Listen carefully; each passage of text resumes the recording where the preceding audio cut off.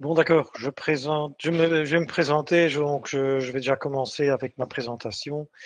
Permettez-moi que je me présente personnellement. Donc, je suis conseiller PME au sein de la banque KBC Brussels. Donc, je travaille aussi bien pour la région bruxelloise que pour le Brabant flamand. En tant que conseiller sur un niveau fiscal, juridique et financier, je ne représente pas un département de produits bancaires. J'essaie seulement d'assister les clients, c'est-à-dire les entrepreneurs, nos clients, donc, sur les moments clés. Et le moment clé par excellence, c'est évidemment donc c'est la transmission d'une société, la transmission d'une entreprise familiale. Euh, Si on commence avec les grosses têtes dans les journaux, je vous présente ici quelques phrases ici que je rencontre dans la presse. Le transfert de propriété est plus difficile que lâcher le gouvernail. Un acheteur se débat avec la transmission d'entreprise et les personnes de plus de 50 ne savent pas comment et quand vendre. Enquête révèle que la passivité et le manque de connaissances sont les principaux points de friction. Alors moi, j'essaierai donc de vous donner un petit aperçu, pas en détail, mais un aperçu de tout ce qu'on peut rencontrer à l'occasion donc d'une remise d'une société. Voilà. Commencer à l'heure, ben voilà, commencer à l'heure. Donc, avant de vouloir remettre son entreprise, il faut bien réfléchir comment tout ça peut se réaliser. Et donc, il faut calculer au moins 3 ans, voire 5 ans de préparation avant la transmission réelle. Hein. Pour commencer, donc, la plupart des gens dans les entreprises familiales souhaitent principalement que leur société ou leur entreprise en général serait repris par leurs enfants. Et donc, c'est plus facile parce que ça peut se faire aussi avec des donations qu'avec les ventes, etc. Mais donc, de moins en moins d'enfants sont encore prêts à reprendre l'activité de leurs parents qu'ils ont vu bosser pour toute la vie. Et donc, plusieurs souhaitent faire autre chose. Et donc, alors se pose la question, à qui remettre? Eh bien, à mon expérience, donc, commencez à regarder une fois tout près de chez vous. Souvent, donc, un transfert au personnel, à la direction, certaines personnes clés à votre société dont vous n'aviez jamais pensé, mais donc euh, pourraient être donc des successeurs potentiels et donc avec succès. Éventuellement, donc, en troisième instance, on essaiera donc de vendre sa société ou son entreprise à des tierces personnes, mais là, il y a déjà la difficulté qu'on souhaite d'un côté garder donc le silence, la discrétion d'un côté et de l'autre côté, donc il faut euh, quand même donc communiquer que vous êtes vendeur. Voilà. Mais commençons premièrement donc à distinguer et faire une distinction très importante entre une entreprise individuelle et une entreprise au sein d'une société. Quand on parle d'une entreprise individuelle, c'est donc un numéro d'entreprise au nom d'une personne physique. Une personne physique qui est responsable, qui est déteneur de tous les atouts professionnels, qui est en charge, qui subit toutes les dettes professionnelles. Et par contre, une entreprise dans une société, eh bien, c'est la société qui est propriétaire. La société détenue par la famille et gérée par le père de famille ou contrôlée par la famille, par une personne physique, éventuellement même par une entité juridique, mais c'est la société qui détient son actif et son passif. Parlant d'une entreprise individuelle, il y en a de peu en peu parce que beaucoup de gens, du moment qu'ils ont un peu de succès en tant qu'entrepreneurs individuels, transforment leur activité en société. Ils en ont raison. Pour commencer, pour des raisons de sécurité, c'est-à-dire pour, soi-disant, euh, mettre tous les risques dans une structure qui pourrait être touchée, mais sans toucher donc le patrimoine privé. Mais d'un autre côté, donc, et principalement en Belgique, pour des raisons fiscales. Une entreprise individuelle, transmettre une entreprise individuelle, veut dire donc qu'il faut faire une sorte d'inventaire de tous les atouts professionnels qu'on veut remettre. Le bâtiment, oui ou non? Les machines, matériel roulant, le stock, c'est très rare, voire impossible quoi, de transmettre des liquidités sur les comptes en banque ou des créances à recouvrer. Il y a encore des autres choses personnelles que vous voulez garder probablement, la voiture par exemple, l'ordinateur du fils. Enfin, mais de l'autre côté, il y a le goodwill. C'est quoi goodwill? C'est un nom qui exprime la capacité de réaliser, de générer des bénéfices avec une activité. C'est le nom, la clientèle, les exclusivités, etc., des contrats. Comment valoriser? On le verra bientôt. Les crédits pour une entreprise individuelle ne sont jamais ou presque jamais transmis. Peut-être parfois donc un actif avec leasing, mais en général donc le prix de revient, donc le prix de vente de l'entreprise sera en première instance utilisé pour apurer les dettes professionnelles existantes encore. Et donc c'est le repreneur qui aura ses crédits à lui. Parlant du goodwill, donc les immobilisations incorporelles, soi-disant, hein, donc, c'est quoi? Ben, c'est pas tangible, mais donc c'est une valeur qui souvent est payée hein, parce que elle représente la capacité donc de faire un chiffre d'affaires directement, sans faire de la publicité. Et donc la valeur ou le prix obtenu tient compte avec donc le fait que avec le flux de trésorerie disponible, euh, dans un délai de 5, maximum 7 ans, se rembourse.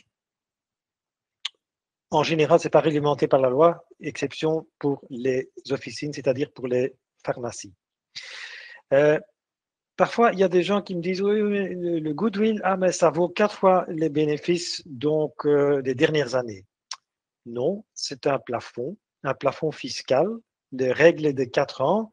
Les règles des 4 ans veut dire que si le goodwill ou le prix payé pour le goodwill dépasserait, s'il dépasse ce seuil-là ou ce plafond-là, tout ce qui dépasse sera taxé à un taux d'imposition progressif. Tandis que les plus-values de cessation subissent donc des taux favorables à cette occasion-là.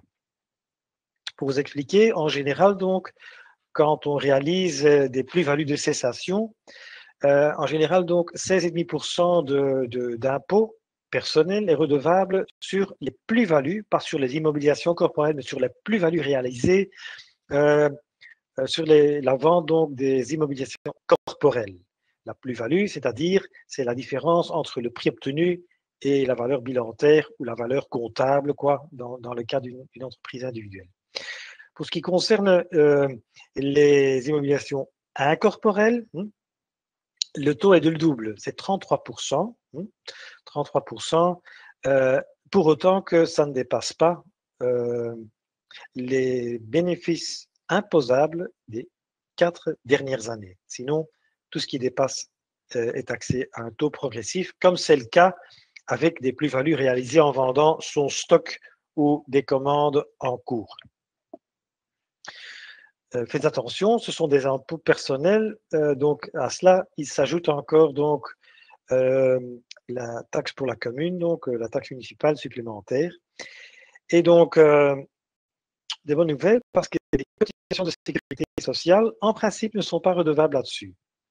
C'est-à-dire, en principe, oui, hein, parce que ça concerne quand même un revenu professionnel, mais donc, l'année de la cessation ou l'année précédente, donc, les bénéfices réalisés, donc les plus-values réalisées, ne subissent pas des cotisations de sécurité sociale supplémentaires.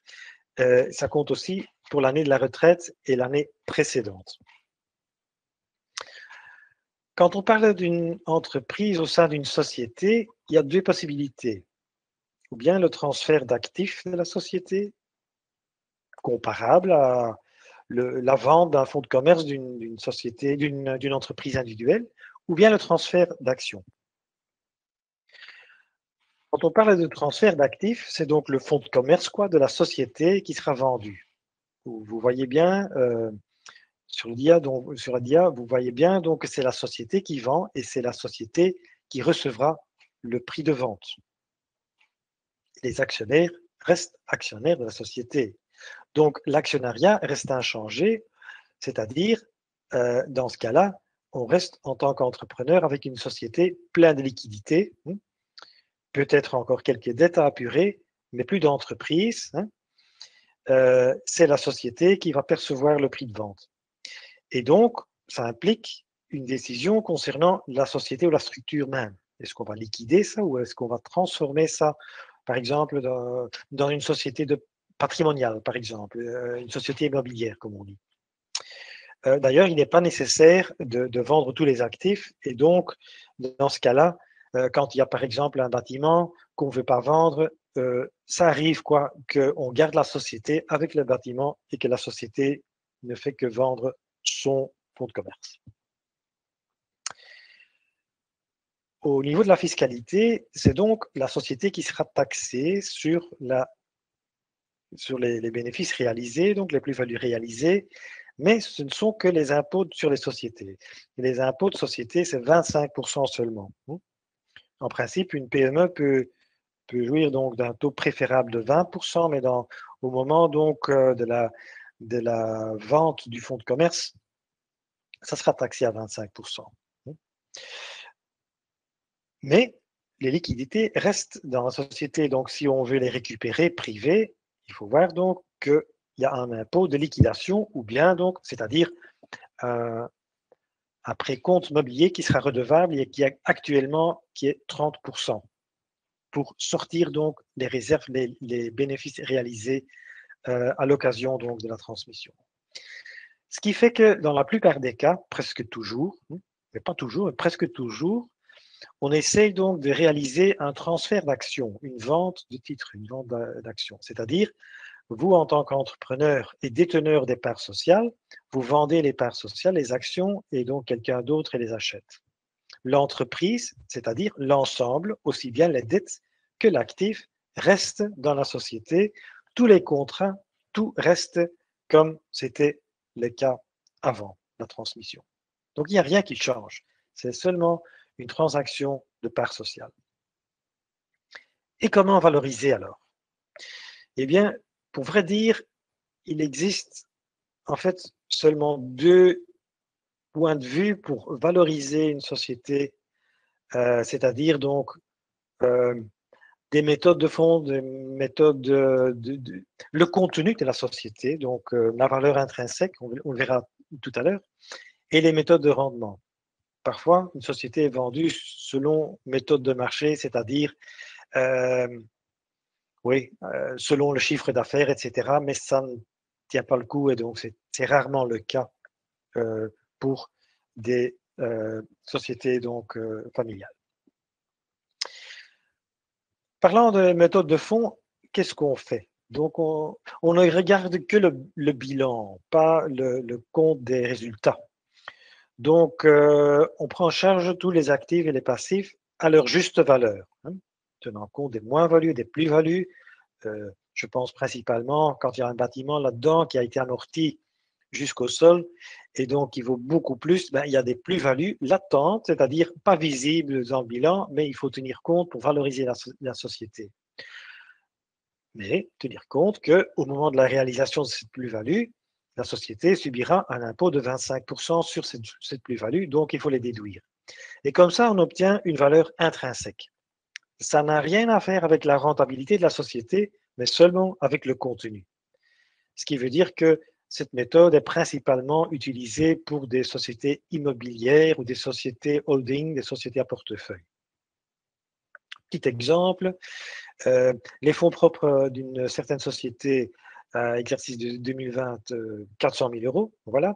Et donc, sur le bilan, on retrouve donc des biens immobiliers pour un montant comptable de 250 000 euros. Mais donc, après une expertise, on a appris que la valeur vénale nette des biens immobiliers est facilement 750 000. Donc, il y a une plus-value latente, non réalisée, de 500 000.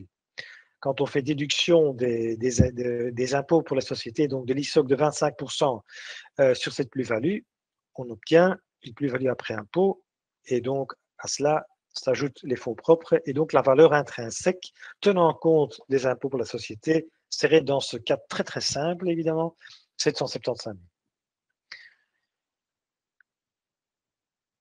Mais une société active est souvent vendue pour sa capacité de générer des bénéfices, générer du cash flow. Et là, il y a plusieurs méthodes, mais donc finalement, donc, ce sont toujours des méthodes qui se basent sur le rendement à réaliser avec la société qui a un fonds de commerce et une activité connue et en pleine forme. Méthode EBITDA, EBIT, dont vous avez déjà entendu parler, méthode de cash flow libre, bénéfice net, flux de trésorerie actualisé. Ce sont plusieurs méthodes que l'on utilise en tant que banque aussi pour valoriser des sociétés. Qu'est-ce qu'on fait? En fait, en bref, on va pas regarder le bilan spécifiquement, mais on va regarder les comptes, aussi bien donc les rentrées que les dépenses qui ont été faites. Et là, on va ajuster donc ce compte, on va ajuster ça parce que souvent, il y a des dépenses et des recettes hors de l'exploitation. Ça ne veut pas dire qu'on a travaillé en noir, mais ça veut dire que souvent le cas dans une société familiale, qu'il y a des dépenses ou des recettes qui ne représentent pas la réalité vue d'un repreneur. Par exemple, je vais vous donner un exemple. Quelques années avant la retraite, souvent on rencontre donc des comptes où il y a des primes, ou même des primes excessives pour des EIP, pour une pension supplémentaire. Donc les dernières années, donc les entrepreneurs commencent à réfléchir et se dire voilà, la retraite, la pension officielle ne sera pas très large, donc on va encore verser quelques primes, tout ce qui est possible. Ça fait, évidemment, ça a un effet sur le rendement de la société. Donc on va ajuster ça parce que c'est pas normal, c'est-à-dire c'est pas normal en vue d'une continuation pour quelqu'un qui est jeune, qui reprend l'activité. Mais de l'autre côté, il y a parfois des coûts qui n'ont pas été facturés ou payés. Par exemple, un couple qui gère une SRL, dont un des deux est nommé administrateur, et l'autre qui s'occupe de l'administration et enfin, son épouse ou l'épouse, qui n'est pas rémunéré, mais qui travaille quand même. Au moment de la transmission, il faut remplacer deux personnes dans la société, l'administrateur et son assistant. Donc, il faut prévoir plus de dépenses pour remplacer la personne qui a aidé l'administrateur et qui n'a pas ou presque pas été payé pour ses prestations. Rendement ajusté veut dire aussi qu'il faut tenir compte avec les besoins en investissement pour les années suivantes. Parce que, évidemment, à la fin de carrière, on n'a plus tellement l'intention d'investir encore beaucoup, mais quelqu'un qui veut redémarrer une société ou reprendre une société pour la faire redémarrer, quoi, avec un nouveau esprit, il y a besoin d'investissement. Donc, une partie du cash flow sera indispensable pour financer tout cela. Et là, on va faire donc une moyenne pondérée pour les années, donc dont la dernière année pèse beaucoup plus que les années préalables. Une chose qui est très importante, parce que c'est souvent qu'on me pose la question, voilà, à ton avis, qu'est-ce que ça vaut ma société? En fait, la question réelle est, quel prix est-ce que je peux obtenir en vendant ma société? Parce qu'une valeur, c'est le résultat d'un calcul, d'une expertise. Ça pourrait être une base de négociation, mais le prix, c'est le résultat d'une négociation. Et donc, on peut valoriser de plusieurs manières, mais finalement, donc, c'est la négociation qui va aboutir dans un certain prix. Comme je l'ai dit, la banque ABC, à la demande de propriétaires d'entreprises, pas pour des acheteurs, mais uniquement donc pour les actionnaires, donc la famille qui détient la société, fait une évaluation sur demande. On applique cette méthode, entre autres substantielles, mais principalement basée sur le rendement, et on fait la moyenne pondérée. Selon des études sectorielles, on en a assez d'expérience. Pour vous donner un aperçu de tous les éléments qui déterminent la valorisation, on va vous présenter une valeur moyenne, mais en plus, sans vous donner, enfin, en plus de cela, on va vous donner donc des conseils comment peut-être améliorer la situation en préparant la transmission dans quelques années. Donc, il y a plusieurs possibilités donc d'optimiser donc le compte des résultats et le bilan. Trouver des solutions pour de l'immobilier qu'on ne veut pas vendre, l'excès de liquidité sur les comptes en banque, etc., etc. Donc, la valorisation ne s'arrête pas à donner donc un rapport de valorisation, mais donc à cela s'ajoute donc une évaluation très profonde. Maintenant, de l'autre côté, et surtout dans un contexte familial, c'est important à savoir, le financement d'une reprise, comment ça se fait? Parce que c'est extrêmement très rare qu'une reprise d'une société soit payée complètement, intégralement, sans financement bancaire. Mais écoutez, donc c'est une sorte de cadre de référence qu'on applique et dont un élément est le fait qu'on attend au moins, mettons, un quart d'apport personnel, c'est-à-dire que la banque est prête à financer 3 fois le prix que le repreneur veut mettre ou peut mettre sur la table. Je dis dans un contexte d'un cadre de référence, parfois c'est un peu plus, parfois c'est un peu moins, ça dépend de la situation.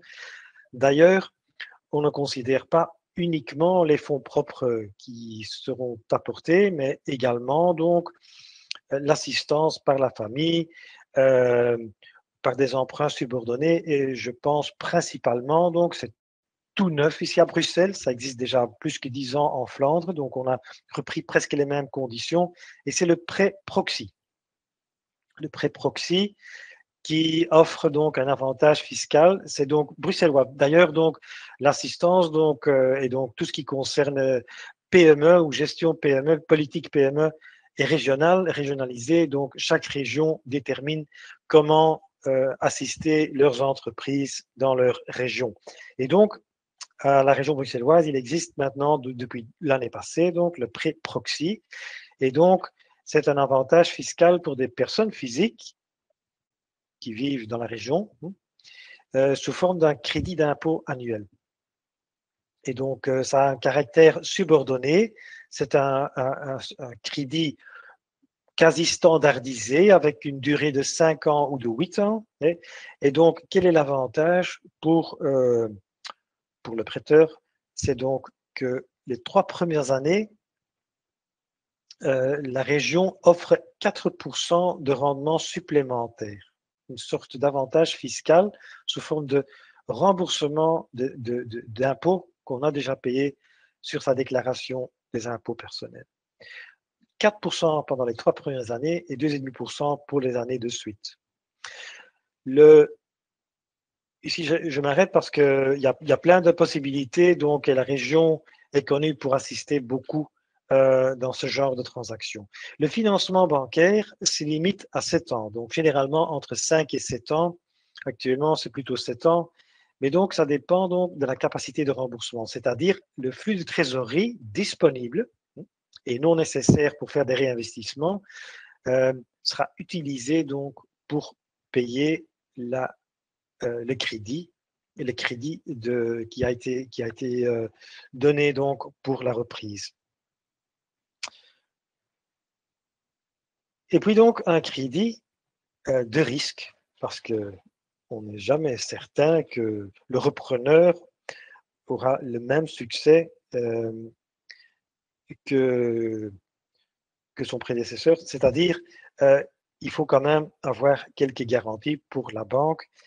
Et donc, cette garantie, ça pose parfois un problème parce que euh, la loi sur, ou le code des entreprises et des associations donc, euh, permet, mais très peu, permet donc une faible aide financière par une société qui a été reprise, une aide financière assistée sous forme de garantie ou d'avance financière, quoi.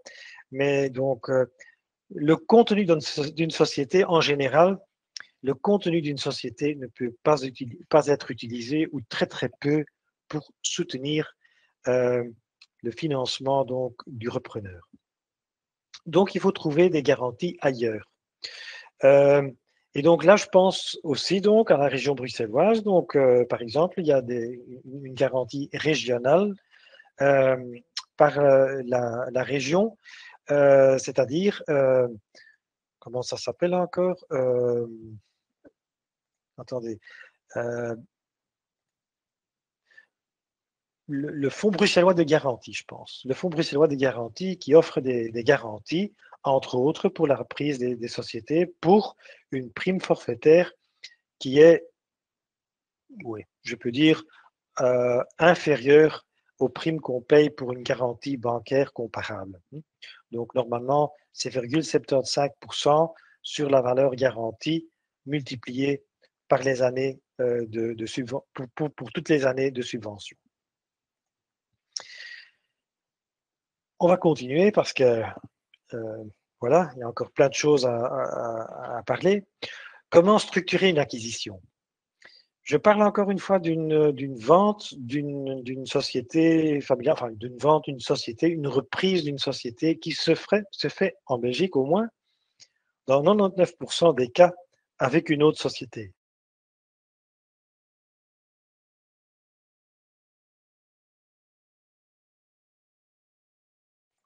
Excusez-moi. Donc une société holding comme on dit, une société à portefeuille, une société souvent créée uniquement pour permettre le financement.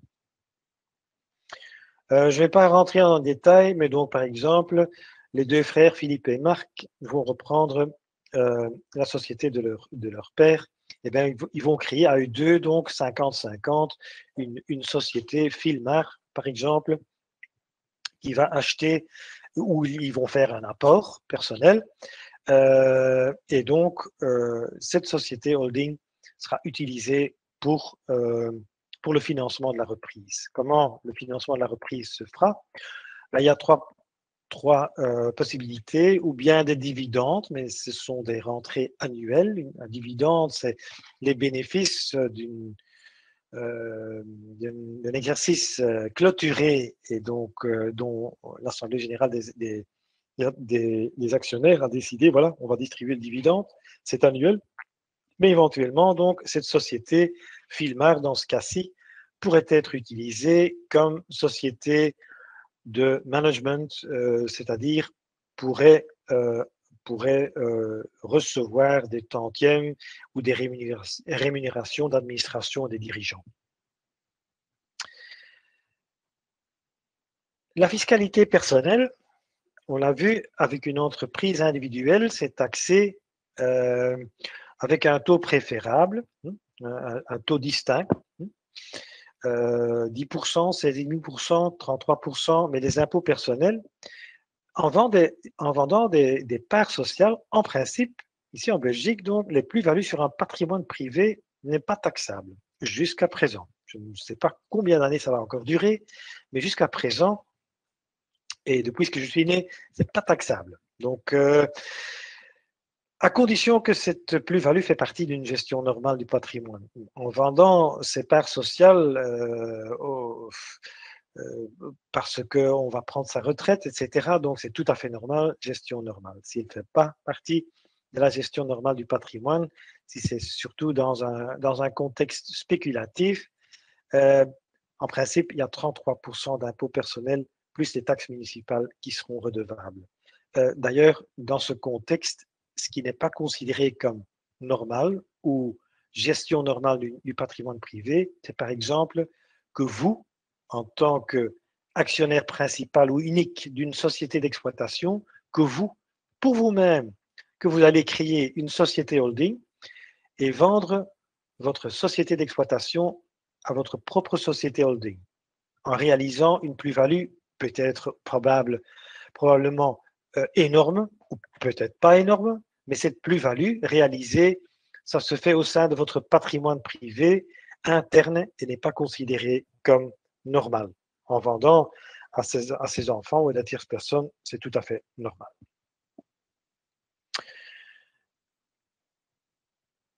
Parlant de droit de succession, pourquoi eh bien, donc, pour une entreprise individuelle et pour une entreprise en société, il y a un régime très favorable qui est d'application. Et à Bruxelles, c'est depuis l'ordonnance de 12 décembre de 2016. C'est-à-dire, il y a un taux réduit de 3% en ligne directe ou 7% à des autres personnes si on décède et donc que sa société ou son entreprise individuelle est transmise dû au décès. Je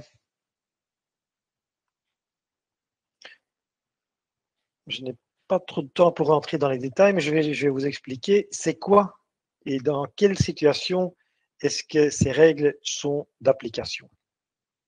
Eh bien donc, pour commencer, il faut qu'il s'agisse d'une société active, une société d'exploitation, peu importe son activité économique, mais il doit y avoir une activité économique. Agricole, commerciale, artisanale, industrielle, professionnelle, peu importe. Mais donc pas de sociétés qui ne font que détenir des immeubles, qui ne font que louer des immeubles. Et là, ce sont des sociétés patrimoniales, et donc là, ce n'est pas d'application. Donc, ça, c'est une première condition, une exploitation. Deuxième condition, c'est qu'il y ait une participation minimale de la part de la famille. Mais la famille, c'est très large. Ça pourrait être même des oncles, des neveux, des nièces, etc. Mais participation directe, pas avec une autre société.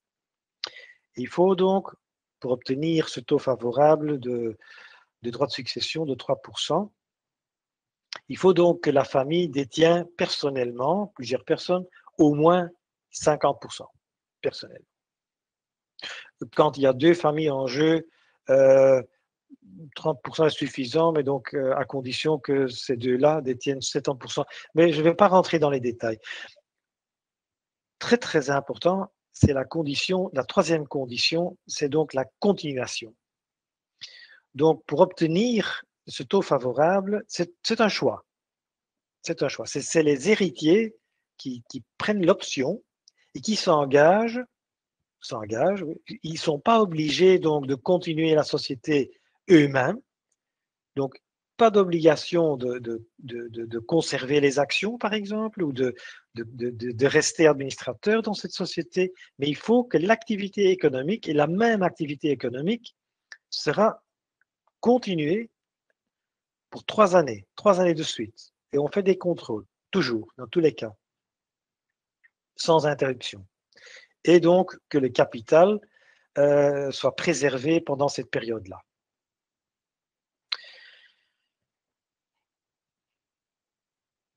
Décédé, ça c'est une chose, mais donc cette ordonnance implique aussi une planification qui est possible avec une donation. Avec don, on prévoit un taux de donation de 0%.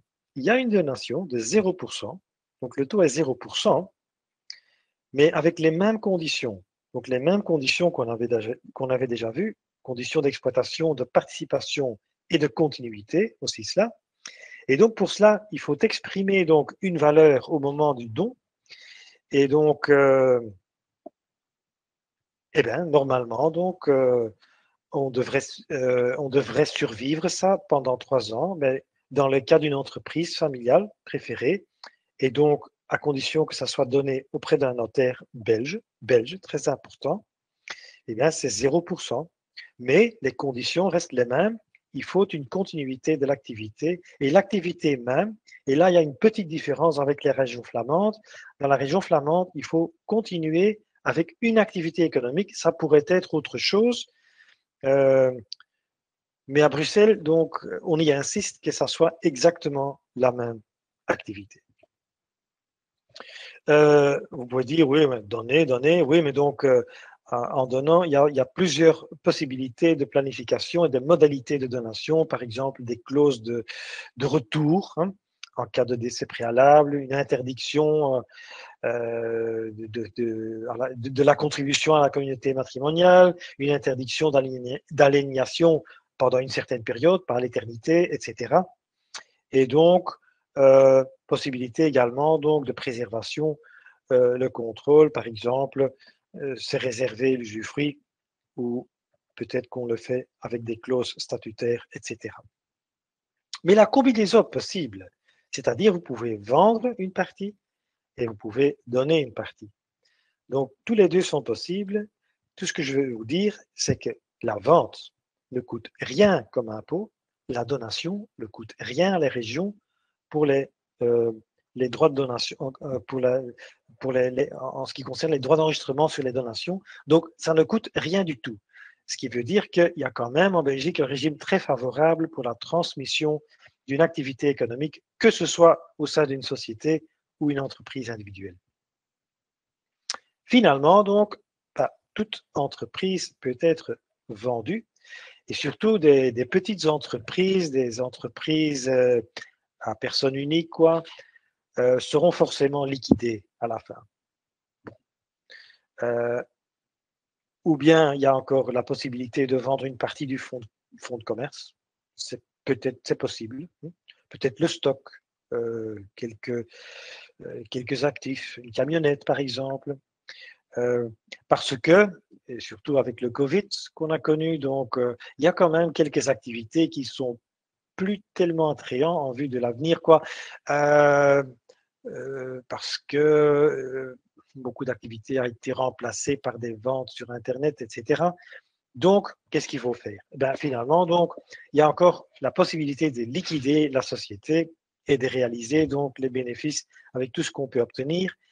Et donc, voilà, dans ce cas-là, les sociétés, ces sociétés-là vont subir donc un impôt sur les plus-values réalisées. Ça donne la possibilité donc de constituer encore une réserve de liquidation à la fin. Et donc ça, c'est très favorable parce que le précompte mobilier normal, c'est 30% actuellement en Belgique, mais ça pourrait être évité en constituant une réserve de liquidité, une réserve de liquidation, excusez-moi, et en payant immédiatement donc pour l'exercice de la réalisation, c'est-à-dire après avoir clôturé cet exercice-là, de payer 10% de taxes anticipées en vue d'une liquidation, et que par après, tout ce qui reste, c'est-à-dire 90% des bénéfices réalisés après impôt de liquidation, là-dessus, on n'est plus redevable le précompte mobilier, rien du tout, il ne faut même pas 5 ans d'attente. Exemple concret, pour terminer, prenons une famille de filles, belle entreprise, ce sont les parents qui sont actionnaires uniques, donc les deux. Une fille, mettons Sophie, est active dans l'entreprise, souhaite poursuivre, et la fille, l'autre, Anne, elle a des ambitions en dehors de l'entreprise. Et donc les parents souhaitent ralentir progressivement et veulent sécuriser une partie de leur patrimoine. Donc, formidable que Sophie veuille poursuivre l'activité, mais il faut quand même que Anne obtienne une somme comparable ou donc une valeur comparable. Comment ça pourrait se faire? Mettons, c'est à titre d'exemple. Hein.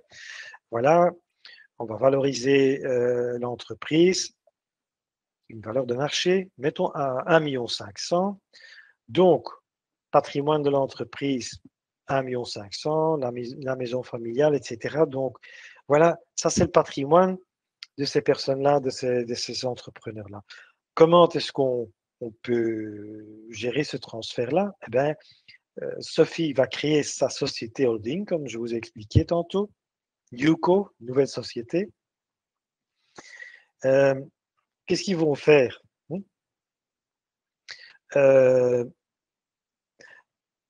Les parents, ils vont donc cette société va acquérir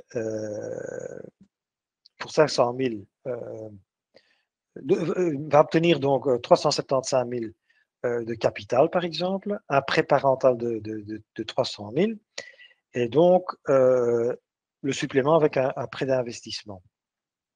On verra bien donc que cette société donc va obtenir pour 1,5 million, mais donc qu'il y a un apport à l'aide d'un don, il y a donc un vendor loan comme on dit, c'est-à-dire les parents qui vont attendre quelques années avant de récupérer la totalité de leur vente et donc la plus grande partie sera financée par la banque. Et donc la société d'exploitation, dans ce cas-là, va pouvoir distribuer des dividendes avec des réserves déjà